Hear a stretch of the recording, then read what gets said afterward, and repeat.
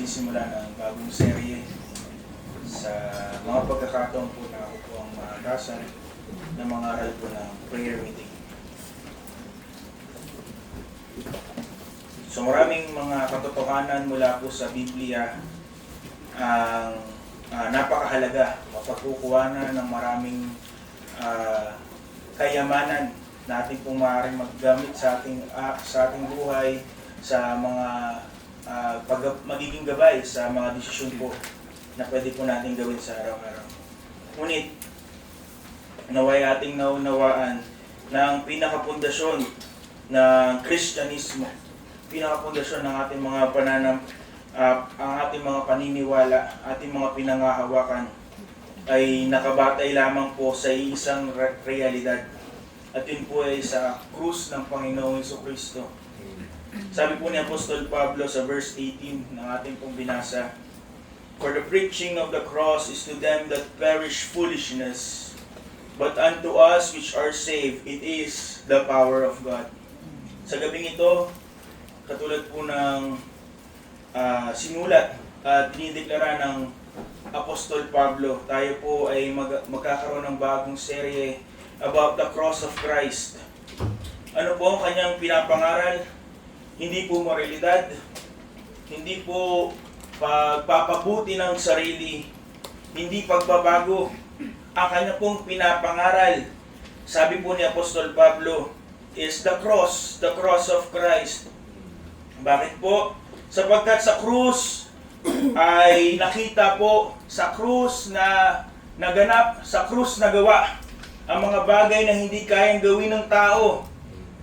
The cross had accomplished what no man had ever, not what no human effort can do. It satisfies the divine justice. It absorbs wrath.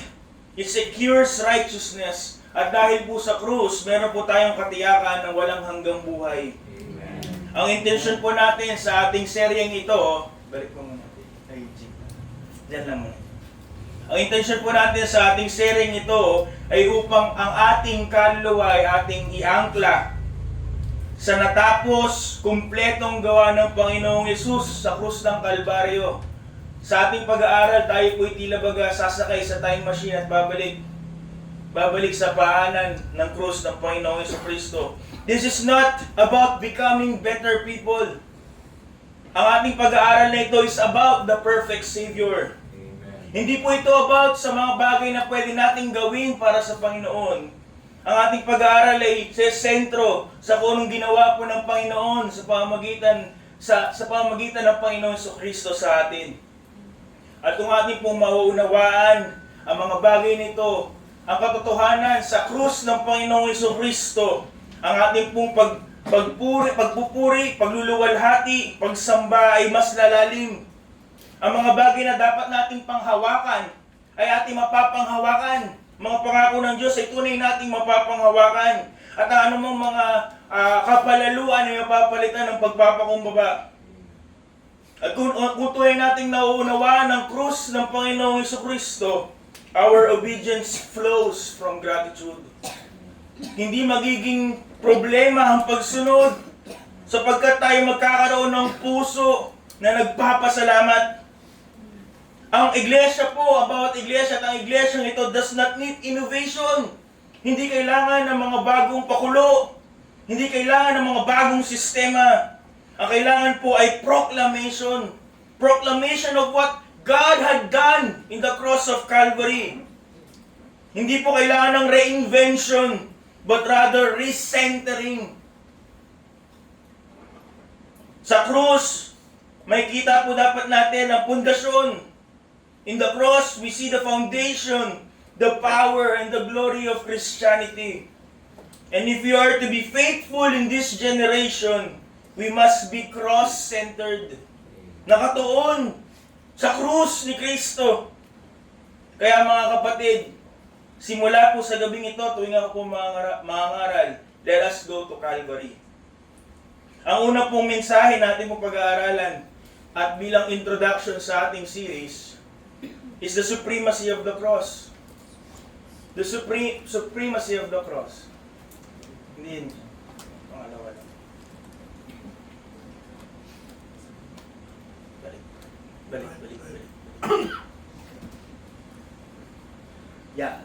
The supremacy of the cross. At aking pong piniling susing talata ay isa sa pagpapakita ng determinasyon ni Apostol Pablo. 1 Corinthians 2 verse 2. Sabi niya po dito, "For I determined not to know anything among you save Jesus Christ and Him crucified." Ang krus po na tinutukoy natin dito, ang krus po ng Panginoong Jesucristo, hindi lamang po isang simbolo, isang relihiyosong simbolo. Ito po hindi isang trahedya na ating babalikan. It is the center of the Scripture and the turning point of history. Ang disenyo po ng mga taga-Roma ay ang krus ay gamitin to humiliate, pagpahirap, at magparusa. But God ordained it for redemption. At the cross, glory shines through weakness, seeming weakness, na tila bagay isang talunan, isang mahinang tao nakabayubay sa krus. But glory shines through that sin. At ang katotohanan po ay ang nangyari some 2,000 years ago ay isa pong triumph, victory, pagtatagumpay, hindi pagkatalo, hindi pagiging mahina, bagkus pagiging matagumpay.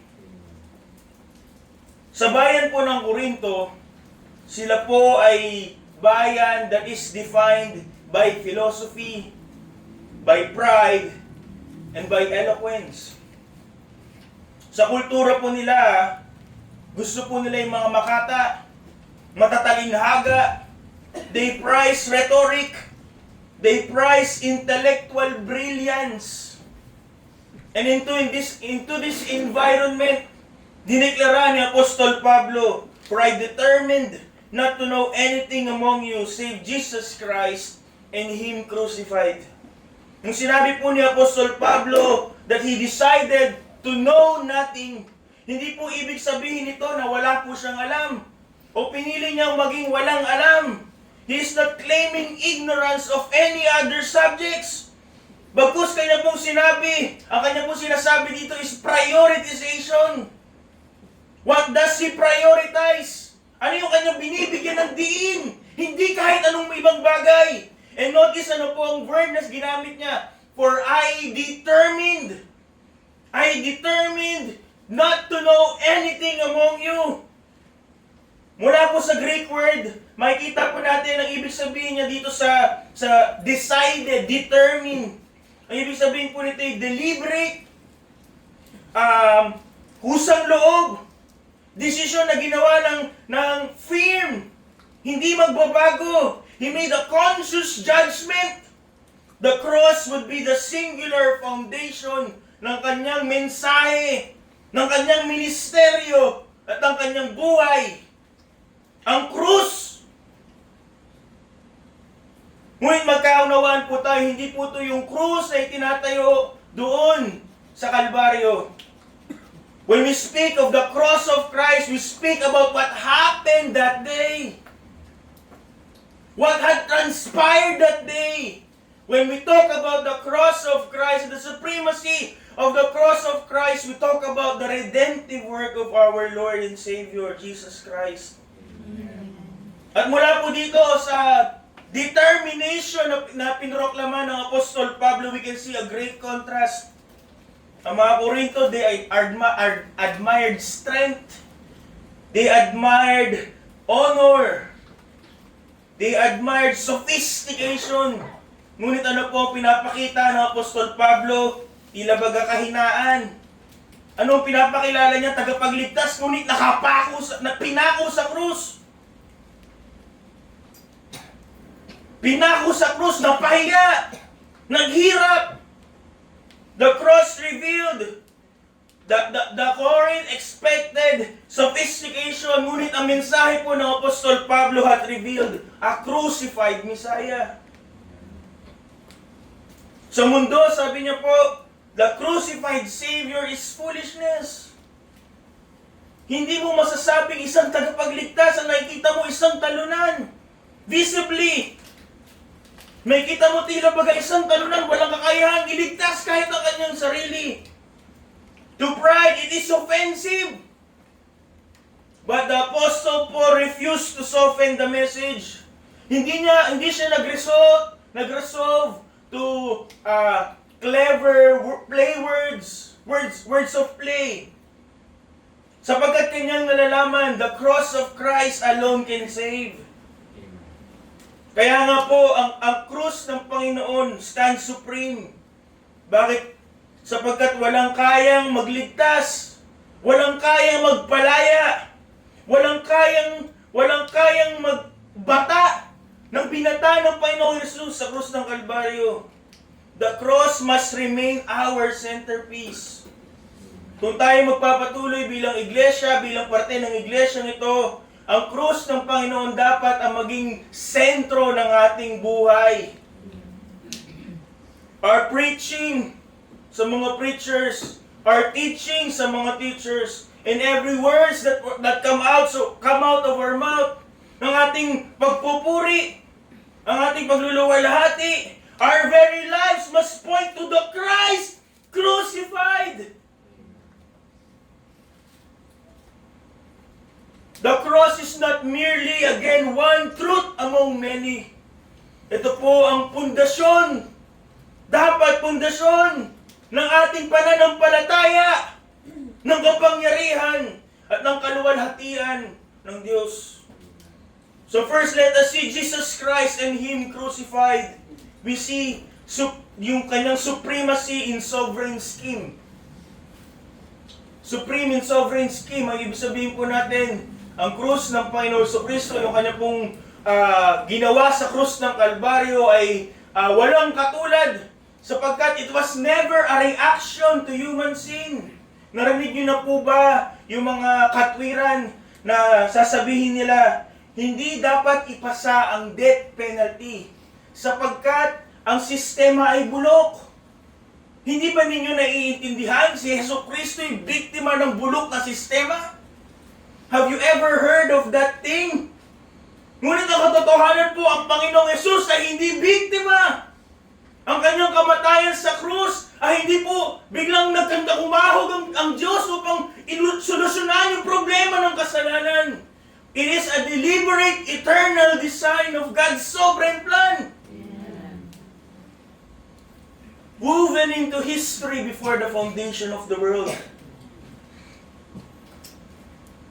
Sabi po ni Apostol Pedro, in Acts 2:23, Apostol Pedro and the apostles, Acts 2:23, ito po sa harap. Basa niyo po. Amen. Sige po, reading begins. Him being delivered by the determining counsel of the foreknowledge of God, ye have taken, and by wicked hands have crucified and slain. Ito po yung araw ng Pentecostes. And the Apostle Peter stood boldly before the crowd of Jews. Ilang araw lamang ang nakalipas nung sila po ay nagkaisa upang ipako si Kristo sa krus. Many of these people na pinapangaralan ni Apostol Pedro have played a part in rejecting and condemning Christ. Ngunit he boldly declared the cross of Christ. Nakita niyo po dito, dalawang bagay na tila baga magkasalungat. Notice the extraordinary tension sa mga salita ni Apostol Pedro. In one hand, sinasabi niya, you have done something so evil. In one hand, kanya sinasabi, humanity acted in hatred, ignorance, and malice. Nasa pamamagitan ng mga kamay ng mga masasamang tao, ang mga papoy pinako sa mga kamay at paa ng Panginoong Jesucristo. At dahil sa kanilang masamang pagpaplano, kanilang pinatay ang anak ng Diyos. Yet on the other hand, sabi ng Apostol Pedro, God's plan was unfolding. Ang plano ng Diyos ay nangyayari exactly as He had planned it. Walang aksidente, walang adjustments. God's eternal plan was unfolding exactly as He had foreordained. Hindi po isang trahedya ang nangyari sa krus. Tunay na napakasama, walang asing sama ang ginawa ang puso ng mga tao kung paano nila pinagkaisahan si Kristong walang sala. But the cross was not a tragic accident. It was not God's plan B. Sapagkat marahil hindi niya kayang ipatupad yung kanyang plano. From before time itself, sabi, God had woven. Kanya pong inalaga na yung krus ang magiging paraan ng pagtubos sa tao. The cross is supreme. Sapagkat hindi po ito pagtugon ng Diyos. Hindi po ito sagot ng Diyos sa mga problema na kanyang na-encounter along the way.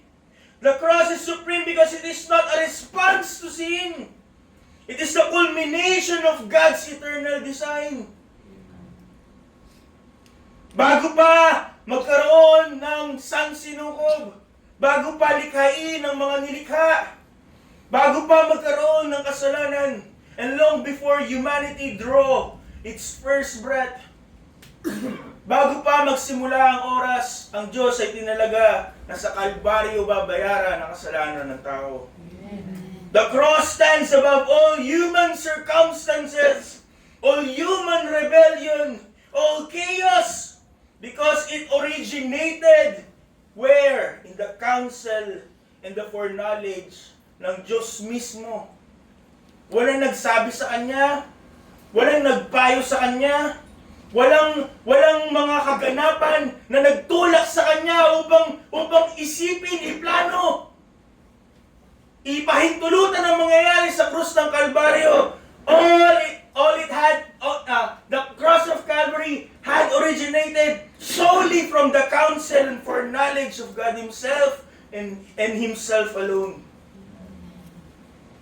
Makikita din po natin sa mga huling araw. In the last book, affirms this eternal decree. Sa Revelation 13:8. Hindi yung nalagay ko.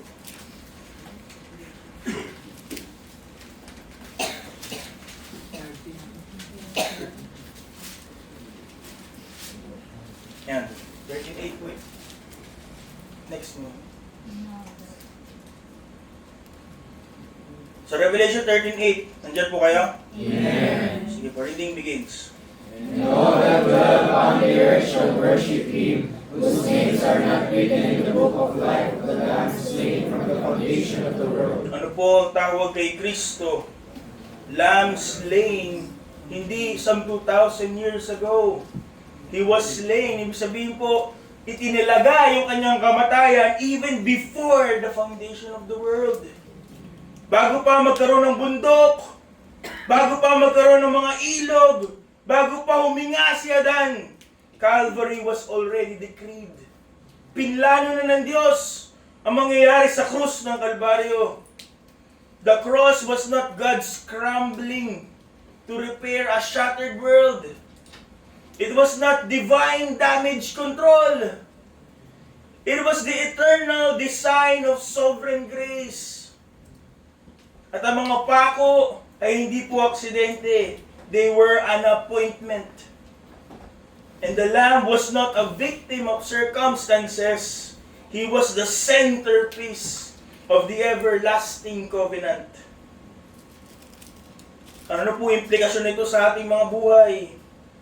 Ang Diyos who had orchestrated history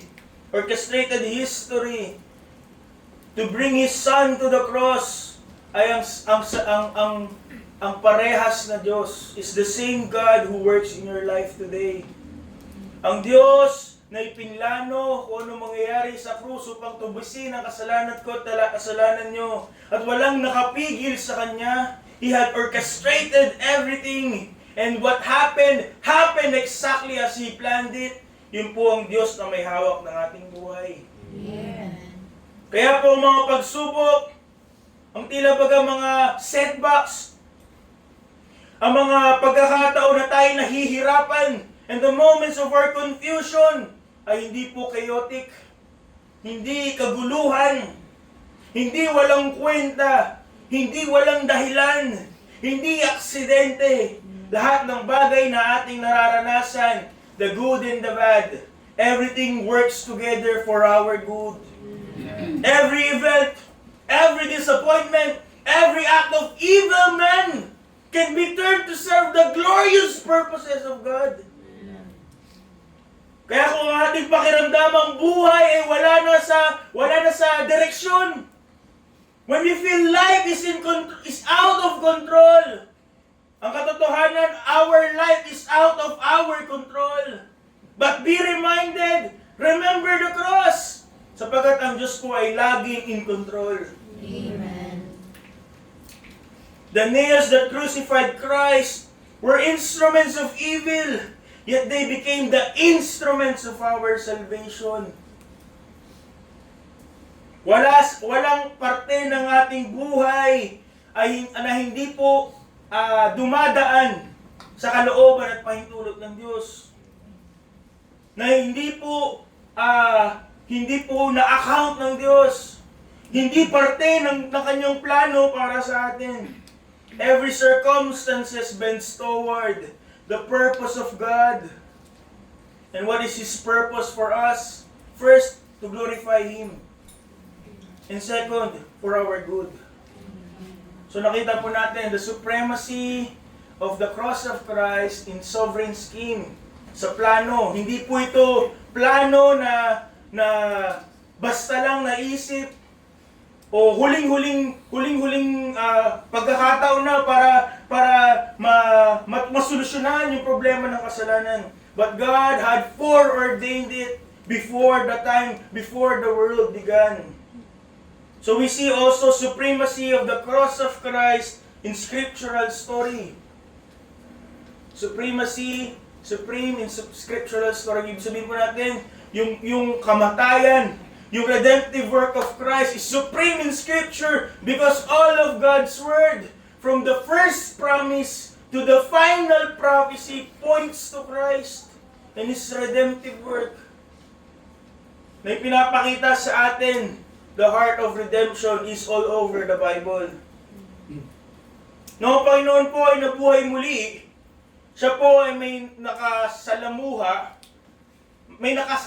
po sa Kanya, na 2 disipulo sa Emmaus Road.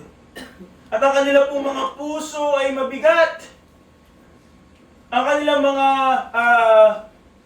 pong mga pag-asa ay tila baga naglaho na. Until He opened the scriptures to them. Mabasa po natin sa Luke 24, verse 27. Luke 24, verse 27. Sige, next.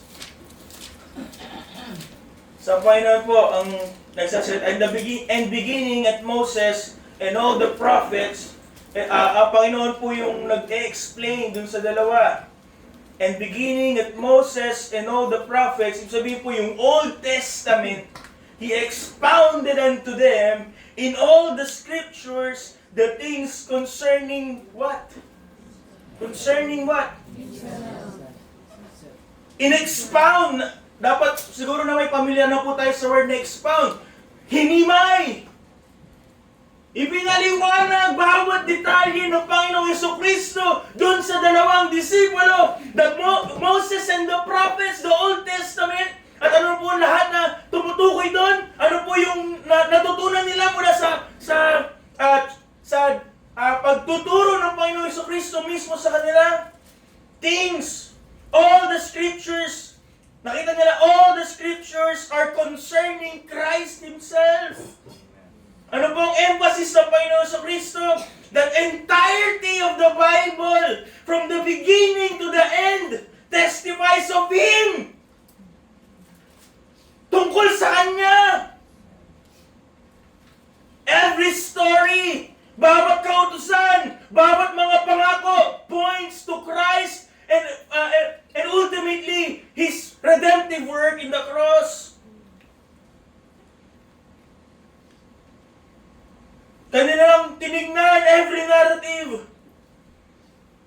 revealed the details on what will happen on the cross. Consider mga kapatid, Genesis 3:21, may kita natin dito. Genesis 3, the fall of man. And immediately we see na kanilang nalaman na sila'y hubad. Ano po ang ginawa ng Panginoon sa kanila? Genesis 3:21.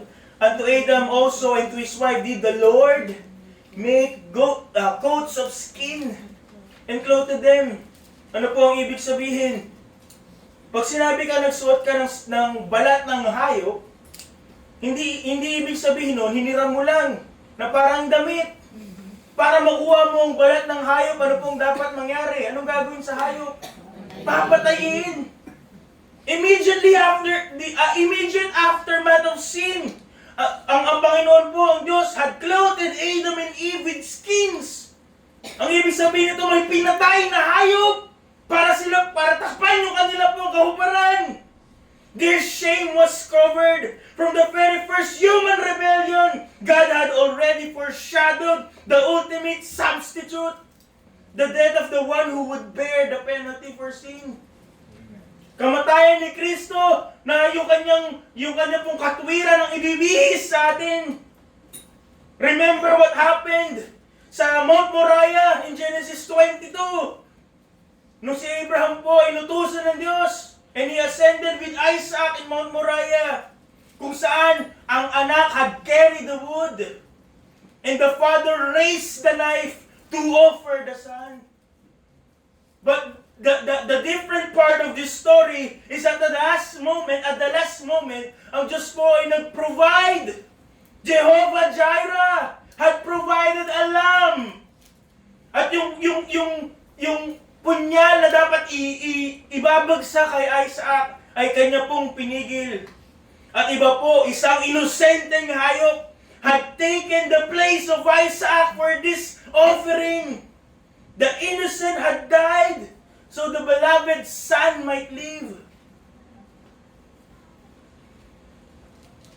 Ano po ang pinangaral ng Panginoong Diyos doon? He preached the gospel beforehand that one day, wala pong ibibigay na substitute, kapalit ng anak, that God would not spare His own son. The same will happen. The son will carry the wood, and the father will point the knife. But the difference is, walang pipigil. Walang magbibigay ng kapalit, sapagkat ang anak ang kapalit. The substitute would not be provided for God. He would be provided by God Himself. Sa Exodus 12, yung Passover lamb, kung saan inutusan po mga Hebreyo na upang sila po ay lagpasan ng anghel ng Diyos, kailangan sila ay mag-prepare ng tupa at kanila pong papatayin ito. At sa pintuan ng kanila pong mga bahay, kanila pong pipintahan ng dugo ng tupa. Ano po pinapakita dito? Substitution. Instead of the firstborn in that house, ano po ang namatay? Yung tupa para sa kanila. The lamb dies so the guilty may live. At ano po ang tinuturo nun? Kamatayan ni Kristo sa krus. He died so that we will live. Sa Leviticus 16, may description po na tinatawag na the Day of Atonement, kung saan isang kambing po ay papatayin. At ang isa po ay magiging scapegoat. The other will bear the sin of the people in the wilderness. Ito po yung sistema ng atonement, substitution at paglilinis. At lahat po ng ito, the ultimate fulfillment is on Calvary, on Christ. Kung saan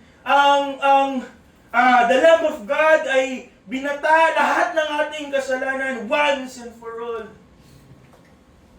When Isaiah declared in Isaiah 53:5, but He was wounded for our transgressions, He was bruised for our iniquities, the chastisement of our peace was upon Him, and with His stripes we are healed. Hindi po ito isang palatsambang paghuhula. It is a precise, pointed, and unavoidable prophecy. At ano po ang naging katugunan nito sa krus ng Kalbaryo, where the Messiah had suffered in our place, bearing the punishment that we deserve. Ang Biblia po ay hindi lamang mga basta-bastang mga pinagsama-samang mga kwento, mga pagkukunan ng mga moral na palatuntunan, na mga inspirational sayings. Every law, every sacrifice, and every promise is a thread in the tapestry of redemption. Tila baga bawat mga sinulid ay isang parte, bawat sinulid ay parte ng isa pong malaking larawan na ginanchilyo, all culminating in the cross. Kaya nga po kung tayo po'y magbabasa ng Biblia at hindi si Kristong ipinako ang nakikita mo, may problema.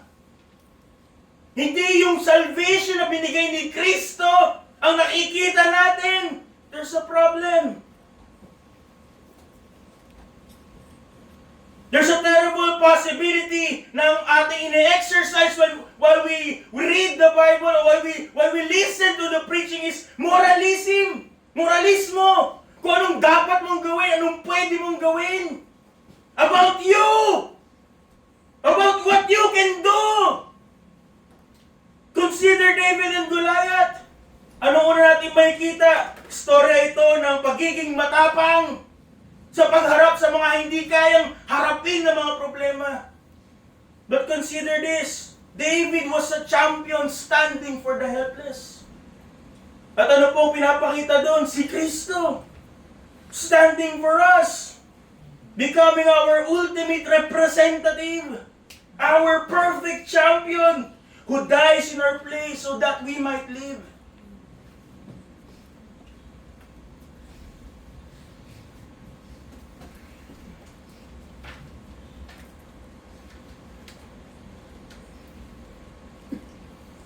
Ano ang nakikita sa ating mga takeaways sa preachings? Does it reflect what we truly understood? Does it reflect the heart that is touched by what Christ has done for us? O ano lang, para lang maka-comply sa requirement?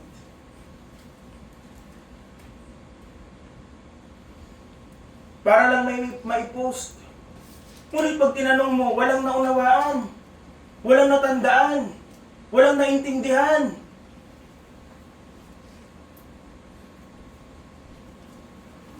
Pag nagdi-devotion, mas pipiliin magpatay ng camera. Hindi magti-take away. Bakit? Don't you see it's a chance to know your Savior? Ngunit anong gagawin? Madami pa akong gagawin. Ang haba-haba naman ng oras para sa devotion. Yung iba na lang magsalita. Sasabihin natin, Kristiyano tayo.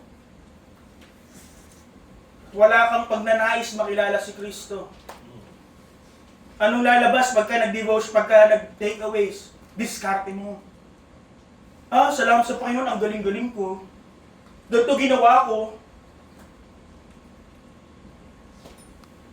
Lahat ng mga tinuturo, makikita mo lang, pagsubok lang yung dumadaan sa akin. Ba't walang titiin mo sa'yo na sinasabi, pinapalo ka ng Panginoon? There's something wrong with us. Sapagkat hindi natin naunawaan na ang Biblia ay tungkol kay Kristo. At sa ginawa ni Kristo para sa atin. Hindi ito tungkol sa atin.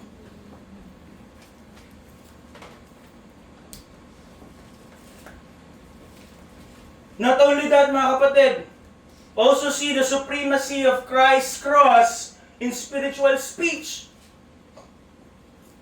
Makikita po natin yung pagiging bukod tangi ng krus ni Kristo in the preaching of the apostles, sa pangaral ng mga apostol, sa mga pangaral ng mga naunang mananampalataya sa atin.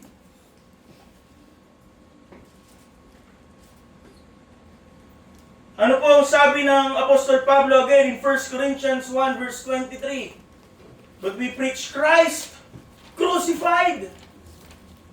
Have you truly understand ano ibig sabihin nun? Si Kristo, pinako sa krus. Ibig sabihin, yung sinusundan mo, yung pinapanginoon mo, kanyang naranasan yung pinaka nakakahiya, karumal-dumal na kamatayan. But they are proud, they are bold to preach Christ who is crucified. Sapagkat walang nakakahiya sa kamatayan ni Kristo. Ang katotohanan, tayo dapat magbunyi sa kanyang kamatayan ginawa sa krus ng Kalbaryo. And these people, they are willing to die preaching that Christ had risen from the dead. That He died in the cross and He had risen from the dead. And they are willing to die para po doon sa pangangaral na yun. Sapagkat hindi nila kinakahiya si Kristo. Every heartbeat of their ministry, lahat ng desisyon sa kanilang buhay, kanila pong binabatay sa krus ng Panginoong Jesucristo. Ano tayo? Papatayin ka na ba pag nakilala ang Kristiyano? Pag maninindigan ka, hindi natin kayang batain, mga pang-uuyam, pang-aasar lang. Magtatago tayo, dalawang account. Magtatago tayo, dalawang pagkatao.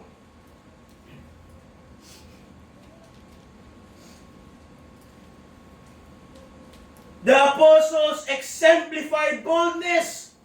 Si Apostol Pedro at ang mga apostol in Acts 2 verse 36. Therefore let all the house of Israel know assuredly that God had made that same Jesus whom ye have crucified, both Lord and Christ. Hindi niya lang sinasabing makasalanan kayo. Ano sinabi ni Apostol Pedro? Mamamatay tao kayo. Right in their faces. But that's the truth. Ikaw at ako, mamamatay tao tayo. Christ died because of us. Because of our sins. Pero pag mag-share tayo, kailangan natin babawan. Para namang nakakahiya siyang i-correct sa kasalanan niya. Baka hindi na bumalik. O kaya, pagbibigyan ko na yung kasama ko sa trabaho, nakakahiya naman. They did not soften the offense. They confronted sin. They revealed the guilt. And they proclaimed the remedy. Ano po ang sagot? Sa kasuklam-suklam na kasalanan, the salvation wrought in the cross. Ginawa ni Kristo sa krus. Napakaskandaloso nung mensahe. Mamamatay tao kayo. Pinatay niyo si Kristo. And the same message applies today. All of us are murderers. We had a hand in the death of Christ. Sapagkat ang kasalanan natin, ang dahilan bakit siya kailangang mamatay. But the message of the cross is also life-giving. Life-giving sa mga hinirang. Let us be reminded by the Apostle Paul in 1 Corinthians 1:8, for the preaching of the cross is to them that perish foolishness. Sa kanila na hindi ligtas, sa kanila na mapupunta sa kapamakan, ito ay kamangmangan, kabubuhan. Ano ibig sabihin nun? Hindi pagtutuunan ng pansin, pagtatawanan, hindi siseryosohin.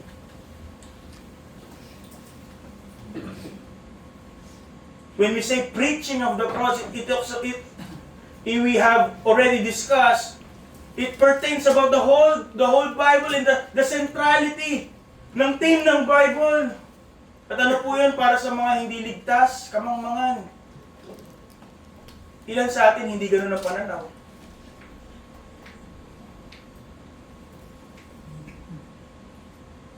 Pagsasayang ng oras. Kaya nga lahat ng dahilan gagawin natin para hindi lang makapag-church, hindi makapag-devotion. Instead na lahat ng paraan gawin natin para makapag-church, makapag-post on time, makapag-devotion. But instead, we do the other way. At ang pinapakita nun, wala tayong kaibahan sa mga hindi mananampalataya. For the preaching of the cross is to them that perish foolishness, but unto us which are saved is the power of God. Kapangyarihan ng Diyos.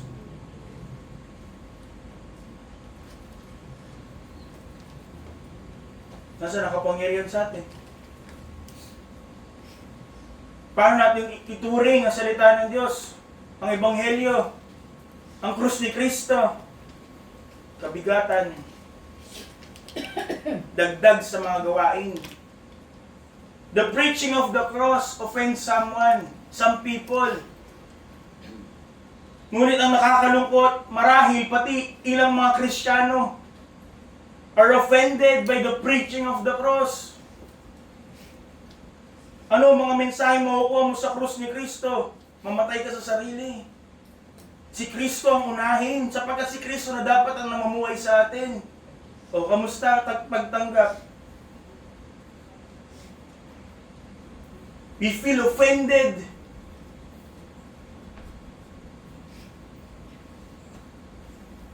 Yet mga kapatid, what happened in the cross is the very power of God to save. Ito dapat ang sentro ng mga paglilingkod, ng ministeryo. At ito lamang ang mensahe na may kakayahang magbago ng tao. And there's the problem. Baka hindi ka pa binago. Baka hindi ka paligtas. Kaya, ang pagtrato mo sa salita ng Diyos, ang pagtrato natin sa kamatayan ni Kristo ay pagbabaliwala. Every sermon, every Bible study, every devotion, every conversation must be about Christ. You must keep the cross at the center. At kung ang ating mga usapan, ang ating mga pangangaral, ang ating mga salaysay drifts towards kung ano na ang ginagawa natin. Hindi na kung ano yung ginawa ni Kristo. Ano na yung makukuha natin? Ano na yung ating deserve? Lumalayo na. Hindi na to about Christ. Ito yung nagiging relihiyon na lamang. Relihiyon na walang kaligtasan. The supremacy of the cross demands a Christ-centered proclamation. Naniniwala ba tayo na ang pag-ibig, biyaya, awa, at kabanalan ng Diyos all met in the cross for us to be saved? Naniniwala po ba tayo na yung kaligtasan ay natamo lamang natin sa pamamagitan ng kung anong ginawa at paghihirap, pagdurusa ni Kristo sa krus? Do we believe that? Figures. But the supremacy of the cross demands a Christ-centered life. When sinners are confronted sa krus, ipinapakita doon yung pagiging kasuklam-suklam ng kasalanan, that God the Father had to forsake the Son as He bore our sins. And God's wrath is revealed kung paano kahit yung kanyang anak was not spared of His wrath. At sa pamamagitan ng pagpako at pagpatay, pagkamatay ni Kristo sa krus, atin din pong nakita, narinig ang proklamasyon ng kaligtasan. Finally, mga kapatid, the supremacy of Christ is seen in saving strength. The supremacy of the cross of Christ is seen in saving strength. Ang ibig sabihin po natin, bakit bukod tangi ang krus ni Kristo? Sapagat ito ay may kapangyarihang magligtas. Ito ang tanging may kapangyarihan na magligtas. At ang kapangyarihan ng Diyos na magligtas at magbago ay walang makakapigil. Yung kanyang kapangyarihan upang magligtas, walang kayang magpigil. Yung kanyang kapangyarihan para baguhin ang tao, walang kayang magpigil. At yung kanyang kapangyarihan to give eternal life, walang makakabawi. Walang makakapigil. The Apostle Paul boldly declared Romans 1:16, "For I am not ashamed of the gospel of Christ, for it is the power of God unto salvation to everyone that believeth, to the Jew first, and also to the Greek." Notice the word power. Ang ebanghelyo, ang kamatayan, pagkalibing at pagkabuhay na muli ng Panginoon Jesucristo ayon sa kasulatan, ayon sa salita ng Diyos, is not simply a story. Not a story to inspire anyone. Hindi ito isang filosofiya na dapat pagtalunan. Hindi ito set of moral principles na pwede natin sundin o hindi. It is divine, unstoppable power of God to save lost sinners.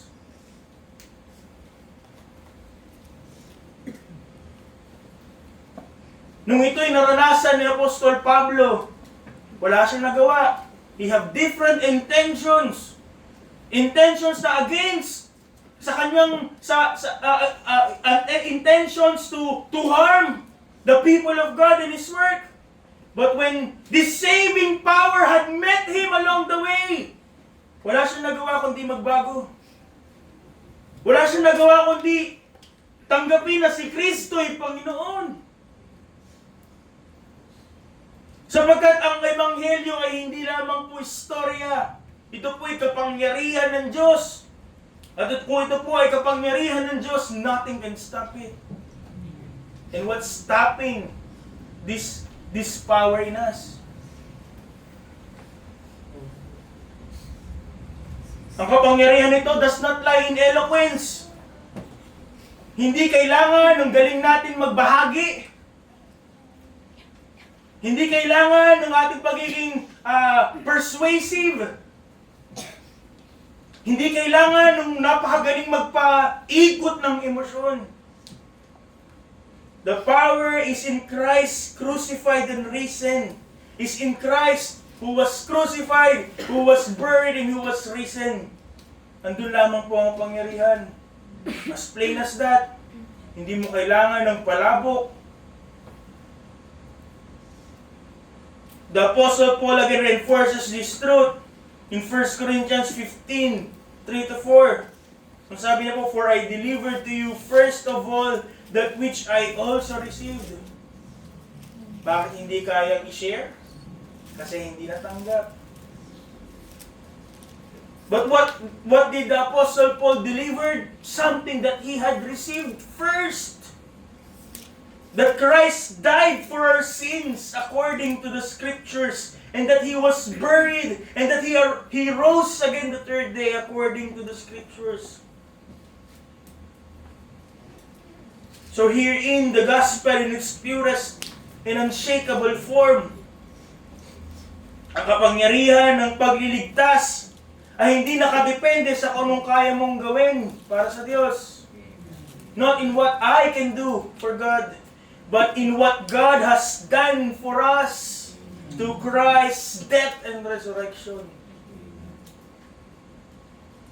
Ang mensahe ng krus, ang mensahe ng redemptive work of the Lord Jesus Christ, though offensive to the proud and though foolish to the world, it carries the power to rescue, transform, and secure eternal life for sinners who are putting their whole trust on Christ. Sabi po ni Charles Spurgeon, the gospel is like a lion. You do not have to defend a lion. All you have to do is let it loose. Hindi mo kailangang protektahan para ingatan yung leon. Para ang leon ay mabuhay, para ang leon ay magpatuloy. Ang sabi po ni Charles Spurgeon, hayaan mo lang. Let it loose, pakawalan. At yun po ang krus ni Kristo.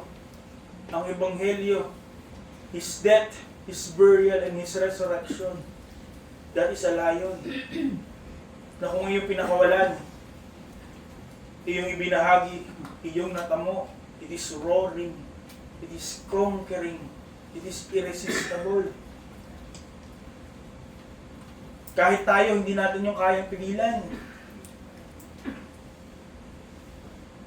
Hindi yung kayang pigilan ng ating mga pagdududa. Hindi kayang pigilan ng kahit anong mga oposisyon o kahit anong persecution. The cross of Christ stands supreme for it alone has the power to save. At pag ang Panginoon, pag ang makasalanan ay niligtas, siya'y nililigtas ng buo. He is saved completely.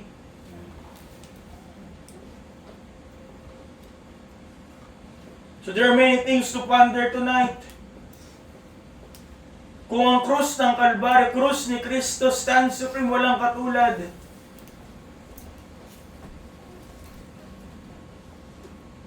What is the effect, supposed effect of this in our lives? Kung ang krus ng Panginoon ay walang katulad, it should humble us. Walang lugar sa kayabangan, kapalaluan. It should remind us that our boasting, sabi ng Apostol Pablo, kung ako'y magyayabang, hindi sa aking ginagawa, ano magagawa? Sa aking mga ginawa, bagkus ang ating pagyayabang ay sa kamatayan ni Kristo. Sa krus ni Kristo. Sapagkat all of who we are and who we can be is because of Christ and His death in the cross. Amen. Kung nauunawaan natin ang krus ng Panginoon Jesucristo, yung kanyang redemptive work in Calvary, hindi mo pagtitiwalaan ang iyong sarili, iyong sariling lakas, iyong sariling karunungan, iyong sariling katwiran. Ang tanging lamang nating pagtitiwalaan ay si Kristo at ang kanyang kumpletong gawa sa krus ng Kalbaryo. So the cross, which is supreme, calls us to surrender tonight lahat ng ating pag-asa, lahat ng ating plano, lahat ng ating lakas ng loob, it should be on Christ. We should rest wholly in the saving power of the crucified and risen Savior. Mga kapatid, ang ganap, ang buong pagtubos ng Panginoon sa krus must remain the centerpiece of our lives. Maging sentro ng ating buhay. Hindi aalisin sa ating isipan, magiging dahilan ng bawat mga desisyon ng ating buhay. Bawat mga sasabihin, bawat pagkakataon na tayo maglilingkod, bawat pagkakataon na tayo mabibigyan ng pagkakataong magpuri sa Diyos, our service, and in every daily decision sa buhay natin. Let us point to Him and what He has done. Always put Christ and His redemptive work the centerpiece in every part of our lives. Don't get distracted sa human wisdom. Ay, ito yung uso eh. Ay, ito yung paniniwala ng maraming tao eh. Focus on Christ. Focus on the redemptive work that He has done. Ay, ito yung gusto kong gawin eh. Ito yung kaya kong gawin eh. Focus on Christ. Ito yung uso eh. Ito yung magiging paraan para tanggapin ako sa labas eh. Focus on Christ. Sapagkat yung ating pagyayabang, yung ating boasting is nothing kung hindi sa Kanya. Kung hindi sa Kanyang finished work in Calvary. So mga kapatid, as we mentioned, the Apostle Paul decided, he determined not to know anything save Christ, Jesus Christ and Him crucified. Katulad po ba ni Apostol Pablo? Sabi ko ba Pedro? Pablo, are we gonna make the same decision? To be determined and to let yung kanyang ginawa sa krus ng Kalbaryo maging dahilan ng bawat nating gagawin. Ang huhubog sa atin, will we let His finished work shape our confidence, guide our choices, and fuel our obedience? Ba't nandiyan pa? Nasa dulo na ako. Nasa primacy pa rin. There is only one power that saves, mga kapatid. Yan, there's only one power that saves. Only one work that redeems. And only one glory that endures. Isang kapangyarihan lamang po ang tunay na nakapagliligtas. Isang gawa lang po ang tunay na nakakapagpalaya. At isang kaluwalhatian lamang po ang tunay na naglalast. And that is Jesus Christ and His work on the cross. Amen. Ang hamon po sa atin is to let Christ be supreme in our lives. Have we truly understand the supremacy of the cross? If we do, let Christ be the supreme of our lives. Maging bukod tangi sa ating buhay. Let Him be your everything. Ito po ang salita ng Diyos. Amen. Tayo po ay magstara.